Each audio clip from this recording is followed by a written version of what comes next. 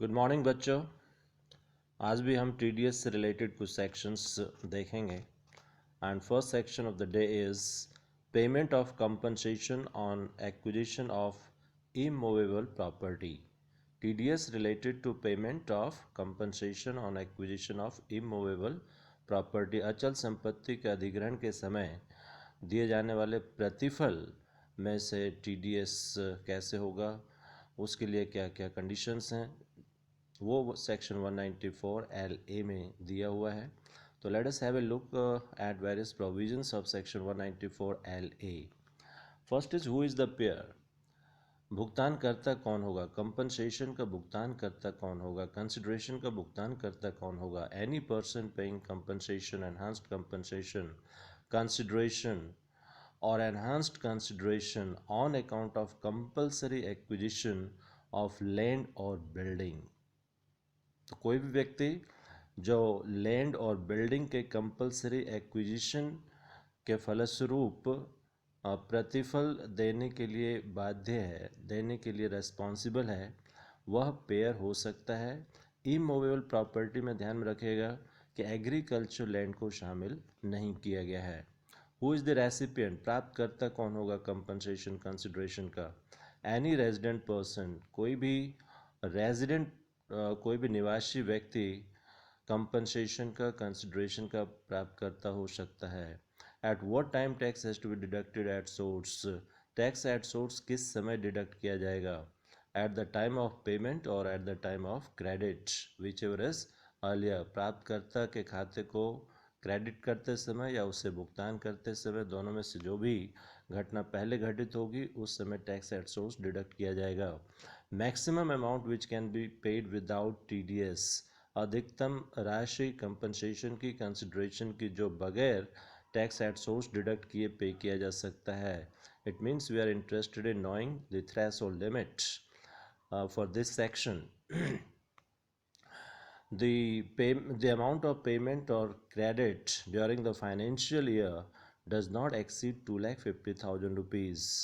Payment एक financial year में 2,50,000 रुपये से अधिक नहीं होना चाहिए। So threshold limit is 2,50,000. If the payment exceeds 2,50,000 rupees, then only tax at source will be deducted. And rate of TDS, it is 10% applicable from 1st April 2020 up to 13th May 2020, and rate of TDS has come down to 7.5%, and this rate is applicable from 14th May 2020 up to 31st March 2021. And let us see when the provisions of this section are not applicable. इस section के provision applicable नहीं होंगे, यानी कोई TDS नहीं होगा। If award is exempt from levy of income tax under section 96 of the right to fair compensation and transparency in land acquisition, rehabilitation and resettlement act 2013, then provisions of this section are not applicable. Next section that we are going to take up is TDS in respect of cash withdrawn from bank account etc. Bank खाते से अगर cash withdraw किया जाता है तो उस case में TDS के क्या प्रोविजंस हैं, वो सेक्शन 194N में दिए हुए हैं। तो let us have a look at the provisions of this section, that is 194N, which is related to TDS in respect of cash withdrawal from banks, post office, cooperative banks, etc. So who is the deductor? Who will be the tax deductor?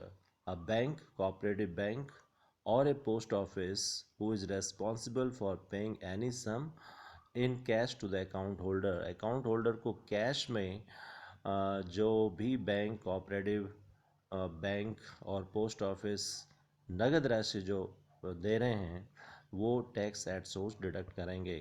Threshold limit it is 1 crore rupees। Threshold limit है 1 करोड़ रुपए।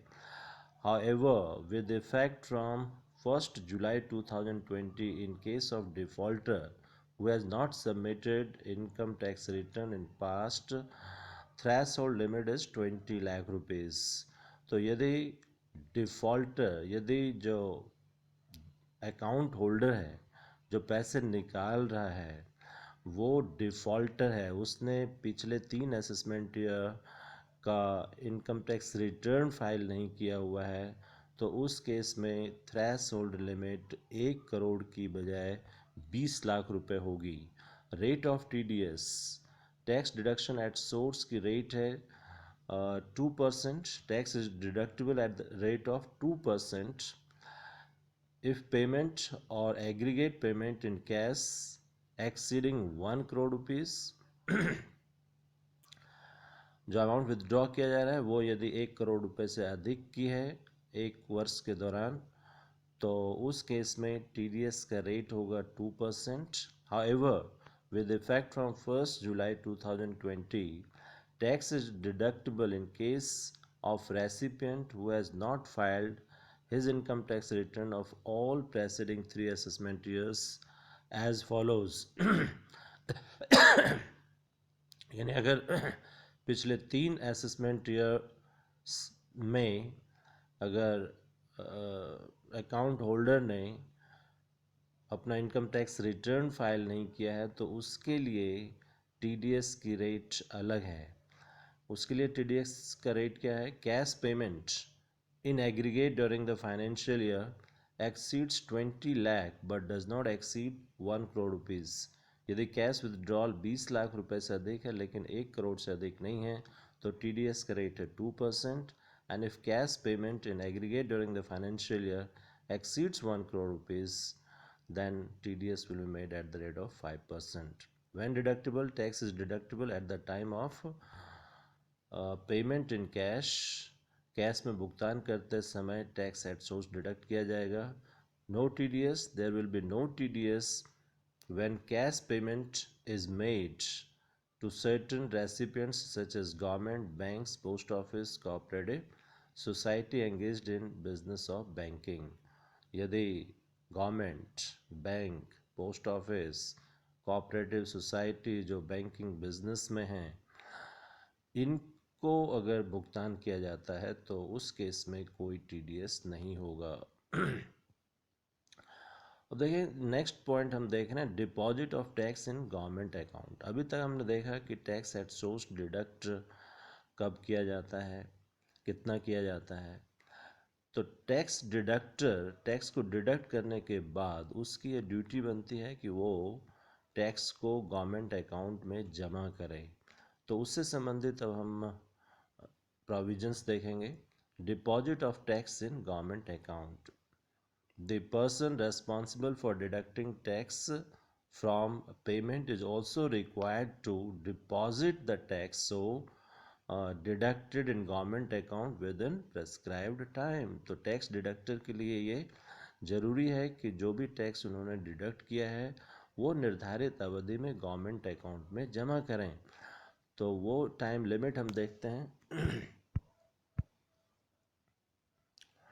Time limit tax deposit की क्या है government account में?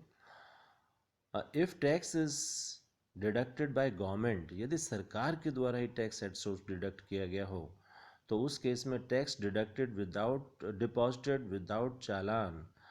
यदि टैक्स बगैर चालान के डिपॉजिट हो रहा है तो टैक्स जिस दिन डिडक्ट हुआ उसी दिन डिपॉजिट हो जाना चाहिए।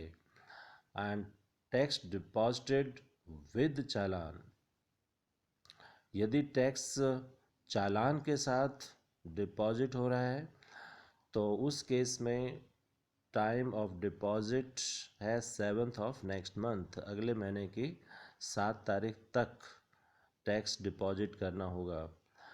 तो यदि गवर्नमेंट के द्वारा टैक्स डिडक्ट किया गया है तो टैक्स डिपॉजिटेड विदाउट चालान, यदि बगैर चालान के टैक्स डिपॉजिट किया जाना है तो सेम डे टैक्स डिपॉजिट होगा। और if tax is deposited with challan then tax must be deposited by the 7th of next month.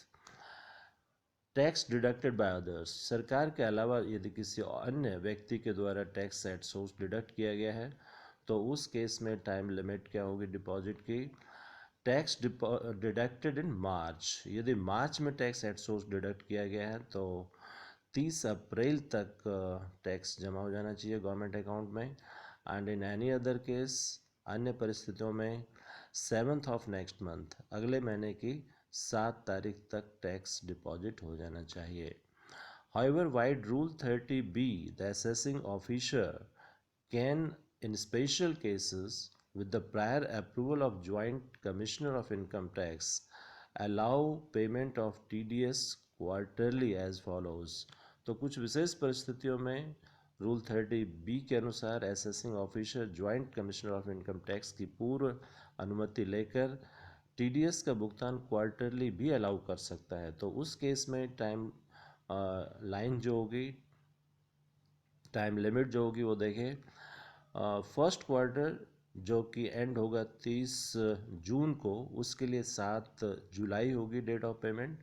Second quarter which ends on 30 सितंबर, डेट ऑफ पेमेंट होगी 7 अक्टूबर। थर्ड क्वार्टर जो कि 31 दिसंबर को समाप्त होगा, उसके लिए डेट ऑफ पेमेंट होगी 7 जनवरी।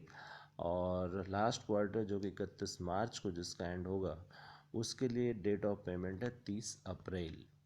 Now due date for submitting quarterly statement of TDS, जो टैक्स एट सोर्स डिडक्ट किया गया है उसका क्वार्टरली TDS रिटर्न भी फाइल किया जाता है अंडर रूल 31। तो उसके लिए हम देखते हैं कि क्या ड्यू डेट्स हैं। फर्स्ट क्वार्टर जो कि 1 अप्रैल से लेकर 30 जून तक होगा, उसके लिए due date of filing TDS return is 31 जुलाई। सेकेंड क्वार्टर जो कि 30 सितंबर को एंड होगा, उसके लिए 31 अक्टूबर है ड्यू डेट। थर्ड क्वार्टर जो कि 31 दिसंबर को क्लोज होगा एंड होगा, उसके लिए 31 जनवरी है due date of filing TDS return. और लास्ट क्वार्टर जो कि 31 मार्च को एंड होगा, उसके लिए 31 मई है last date of filing TDS return. Now due date of issue of TDS certificate, जो टैक्स एट सोर्स डिडक्ट किया गया है उसके संबंध में TDS सर्टिफिकेट भी इशू किया जाएगा डिडक्टी के लिए, डिडक्टी के फेवर में, ताकि उसको टैक्स क्रेडिट मिल सके अपने असेसमेंट में। तो इसमें फॉर्म नंबर 16 ये एक एनुअल सर्टिफिकेट है और सैलरी से रिलेटेड है। सैलरी से जो TDS होगा उसका सर्टिफिकेट फॉर्म नंबर 16 में दिया जाएगा, वर्ष में एक बार दिया जाता है। और ड्यू डेट है असेसमेंट ईयर की 15 जून। और फॉर्म नंबर 16A क्वार्टरली दिया जाता है। नॉन सैलरी पेमेंट से रिलेटेड ये TDS सर्टिफिकेट हैं और ये within 15 days from the date of filing TDS statement for relevant quarter के लिए TDS स्टेटमेंट फाइल करने के 15 दिन के अंदर ये सर्टिफिकेट दे दिया जाना चाहिए। Thank you.